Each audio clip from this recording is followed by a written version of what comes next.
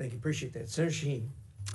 Thank you, Mr. Secretary. I have a number of questions, but I first want to go back to what you had to say about China, because I agree that their efforts are predatory.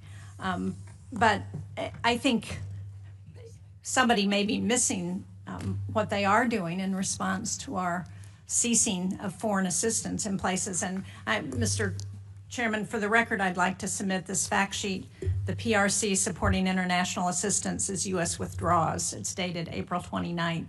And just to give you a few examples, earlier this month, General Michael Langley, who's the commander of U.S. Africa Command, I sit on the Armed Services Committee, and when we asked him about the end to specific USAID programs, he stated that the PRC is trying to replicate, in quotes, specific USAID programs in Africa that the Trump administration cut, including PEPFAR.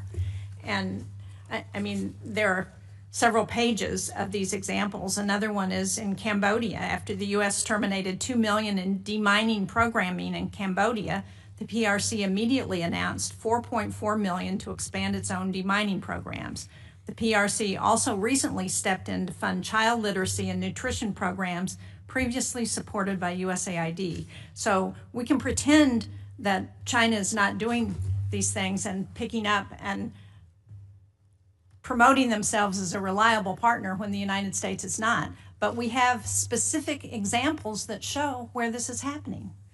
But I want to move to Ukraine because we heard the conversation that the president had with Vladimir Putin, the phone conversation where Putin didn't agree to any meaningful negotiation that would end this war in Ukraine.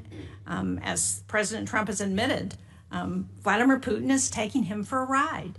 Now, we have a bipartisan bill in the Senate that's led by Lindsey Graham. It has 80 sponsors. I understand that the House members are ready to take this up on a discharge petition if we pass it out of the Senate. How much longer until we rein Putin in? And are you prepared to support that sanctions bill that Graham and Blumenthal and 78 other members of the Senate support? Well, let me answer your last question first, and that is about the bill. We obviously can't control what Congress does, and we've told the Russians this. Not now, 6-8 weeks ago. I believe, Senator Shaheen, you were involved in a conversation that made it clear to the Russians what would happen if there was no progress made.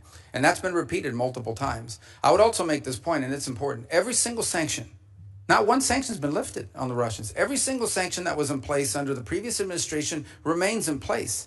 So this idea we've given up leverage, well, we have the same leverage today we had under the previous administration. Well, now, Mr. Secretary, I would argue that the leverage that we've given up is taking NATO membership off the table, taking away a commitment to continue to help the Ukrainians with intelligence sharing and with military equipment and arms that they need to help fight this war. Well, that continues. There was a pause for 1 week. All of that was restarted. That was intelligence sharing, though, but it doesn't cover the equipment and arms. Oh, absolutely. That program has not been rescinded. They continue to receive armaments from the United States. And we continue to fund what the Ukrainians need as the president. And are you prepared to pass another supplemental bill to support them? Well, that's a different decision. That's a different question. That's not up for me to decide. The White House would have to make a determination about whether to come to Congress for a supplemental. But everything that's been approved and congressionally appropriated is ongoing.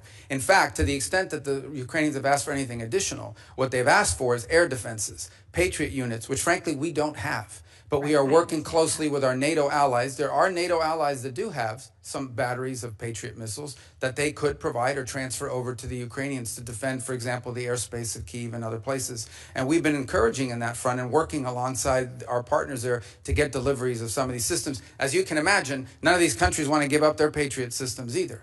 But we can't make them fast enough. And part of the challenge we have in Ukraine is that munitions are being expended substantially faster than the ability of the broader West, not just us, but the West, to produce them. Now, that said, on the issue of Ukraine, here's what we can all agree on. There is no military solution to this crisis. Right. It will have to end in a negotiated settlement. And the fundamental challenge we have in Ukraine is this. Russia wants what they do not currently have and are not entitled to, and Ukraine wants what they cannot regain militarily. And that's been the crux of the challenge. I don't disagree with that at one level, but on the other hand, what Vladimir Putin is doing now is playing for time, and he's playing this president like a fiddle. And the longer he plays it, the more opportunity he has to gain territory in Ukraine, and the harder it's going to be to get him to the table. But what we need to do is to put pressure on Vladimir Putin in every way we can to ensure that we can get them to the negotiating table. Well, I disagree with this playing with a fiddle analogy, because the truth of the matter is when Vladimir Putin woke up this morning, he had the same set of sanctions on him that he's always had since the beginning of this conflict, and Ukraine was still getting armaments and shipments from us and from our allies, and the European Union is about to impose additional sanctions, and the U.S. is looking for no Patriot batteries to be able to transfer from other NATO nations into Ukrainian hands. And what the president's trying to do is end a war. He's trying to end a bloody, costly war that neither side can win, and people are dying every single day. And so, but this notion that I don't, what has Putin gained throughout this? He hasn't gotten a single concession. He hasn't gotten a single sanction lifted. And the more time he gets without additional pressure on Russia, the more incentive he's got to continue to gain territory and continue to play for time. But I want to just get to a final question because my time is running out. And that is, I recently wrote a letter to you